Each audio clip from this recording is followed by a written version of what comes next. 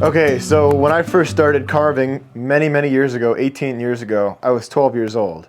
And I didn't know a lot of things, but the goal is to protect you from all those things I didn't know in your new wood carving journey. So today I'm going to talk about 5 bad habits to break as a wood carver, or better yet, 5 things to avoid if you're going into carving, because once you've established these things as habits, it takes a while to break them down. So avoid these to begin with. But the first is standing still.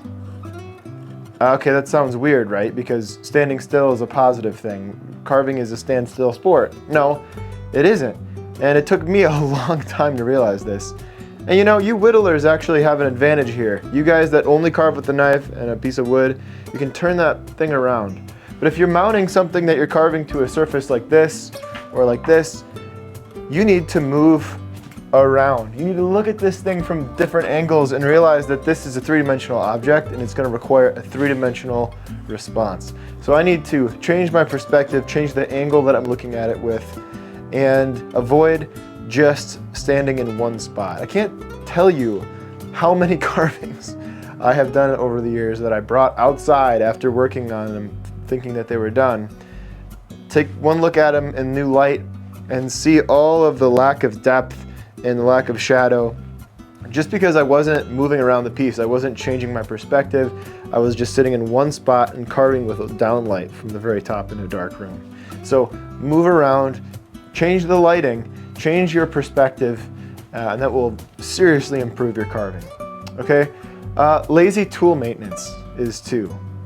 All right, so the second thing is tool maintenance, because if you don't have sharp tools, you're not going to be a wood carver, right? Unless you're doing power carving, burrs and all that stuff. There's a whole maintenance process to that stuff as well. If you have a burr, you have to learn how to torch the fibers that can build up in the teeth of your cutting heads and sharpen the cutting heads or replace them. That can get expensive. But if you're a hand carver like I am, knowing how to sharpen your tools and taking the time to review some content. I talk about sharpening in my online school in depth, but there are probably some great free resources. In fact, I've got a few free resources on YouTube here you can search up on carving or sharpening your tool. So do pay attention to the sharpening of your tools. By the way, it doesn't have to be complicated. It just has to be the focus of your attention when you're starting out. Learn to sharpen. The thing is that we all, and I did this too when I started out, I kind of put off learning to properly sharpen my tools as long as I could until all of my tools were dull, and then I was faced with the reality of I've gone too far now, so I have to learn, or rather do even more to get this tool back to a place of being sharp. So learn about maintenance, strop your tools regularly, right? There's so much to say about that, but really all you need to do is keep a strop with you and strop your gouges, strop your knives. Watch a video on stropping. I've got a couple on here. I know there are others. And maintain those tools before they get to a point of needing to be reground or sanded. And when that time comes, learn the proper approach. Try to keep a consistent grind angle when you're dragging that tool across. Don't hike it up. Don't lower it. The best thing you can do with a gouge or a knife or a skew or a vane or anything like that is to try and maintain the same angle of bevel and to keep it a fairly consistent bevel angle of about 15 degrees or so to 20 degrees, depending on the type of wood that you're carving. All right, the third thing, lack of depth. People that carve, especially beginners, they're hesitant. When I started, I mean, for instance, you want to see an example of lack of depth? This looks all right from the front, right? And when did I carve this? In 2009. I would have been like 14 years old or 13 years old. But if I turn it on its side, it's completely, I mean, there's almost no form there. And if you're carving in low relief, that's great. But if you're carving a deep relief carving, like the kind of stuff that I do most of now, this is not going to cut it. There's other problems with it more than just that, but the point here is that there's not a lot of depth, and the reason I wasn't getting a lot of depth, let me tell you, it's not because I was doing a low relief carving.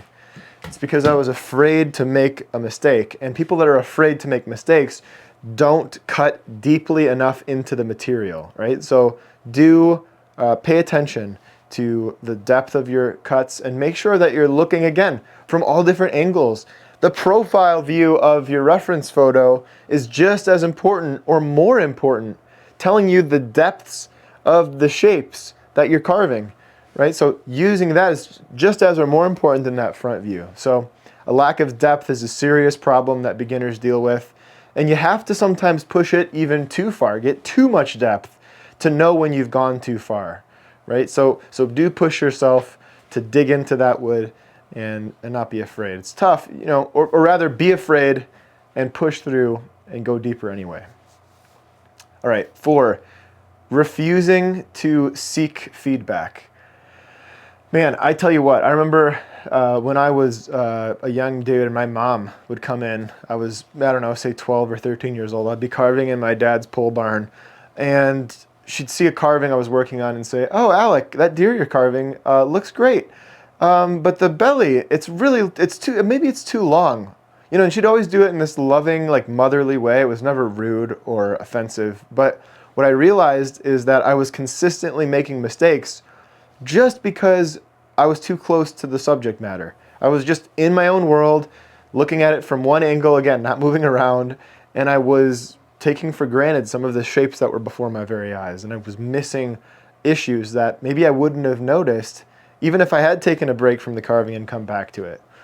So humbling yourself is really the key here, and asking for feedback, asking for help.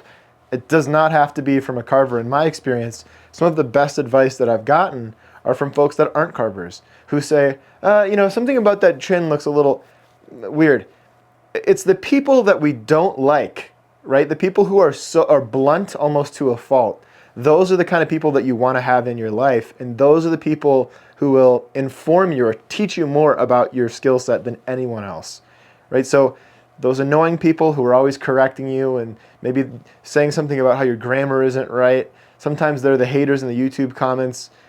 Not always. Many times ignoring them can be helpful, but those instructive, the ability to determine whether it's constructive or not is imperative. And receiving critical feedback from folks, it's just been so helpful to me. I have a buddy now who comes in the shop, no carving experience whatsoever, and will give me critiques. And I mean, 80% of the time, his critiques are right on. They're right on. And they actually, when he says it, I immediately start to see. It's as if a veil was torn from my face and I can see it for the first time. Refusing to seek feedback is just limiting to yourself. Invite people into the space, this private, creative space that you have. All right, and the final thing, the 5th thing, is to keep it all to yourself. And this really ties into the previous point that I made about not showing your work, or out of arrogance or pride, not showing people. Sharing your progress is way more important to the creative process than you might think. At least in my opinion, Austin Kleon has a number of books he talks about sharing or showing your work. It's a great book worth checking out, by the way. But showing your work is instrumental to the process of encouraging yourself. And when you post something on Facebook, you might be afraid to do that because you might be afraid that people won't like what you're doing. But what you're doing by posting is you're sharing and you're encouraging others in their journey to continue carving. You're giving people something to latch onto that's inspiring for them to continue to grow, and you're feeding the community. When you share, you not only grow yourself, but you grow other people. So being a part of the community is imperative, I think, to the creative process. So sharing your progress, sharing your journey, not only is that helpful to others and yourself, but it also gives you a record of where you've come from. I'm so glad that I've got photos and film, and I wish I had a lot more photos and film of my early period in carving. You know, I would always film myself making these instructional videos. I don't know where a lot of those videos are. I wish I did, because it's just a fun part of my life. So, you know, I'm not saying be absorbed in your phone all day, posting and all that, but spend less time absorbing social media, taking it all in, wasting energy, trying to absorb it all, and put something back out. So I admonish you, or I recommend, post, not necessarily ghost, you can reply to people's comments, get the feedback, but don't sit there and consume all day long, taking in stuff, and really just kind of giving yourself a general sense of malaise. You know, people that spend more time consuming on social media are sadder than those who spend more time posting. So there's a ratio that is instrumental to being satisfied when you come away from your laptop or your phone. So posting is important in so many levels. Emotionally, can help build and develop the community.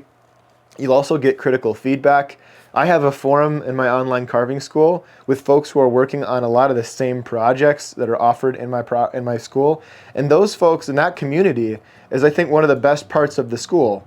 You know, the interaction that I have with students via email from the school, those sort of back and forth, I think those are some of the more instrumental pieces of what make the school important and helpful. So you can check that out in the link below. The school is a large part of what I do as a career. I create instructional content for beginners, intermediate, and advanced carvers on the human face, flora, meaning plants, and wildlife, fauna. So all sorts of things on the school you can check out. But that's my shameless plug. Anyway, that's it. Check out the school. It's been a help to a lot of people. We've got over 200, or right around 200 right now, people who are a part of the school, and it's been a thriving community. Thank you for making that possible. And we'll see you guys in the next video.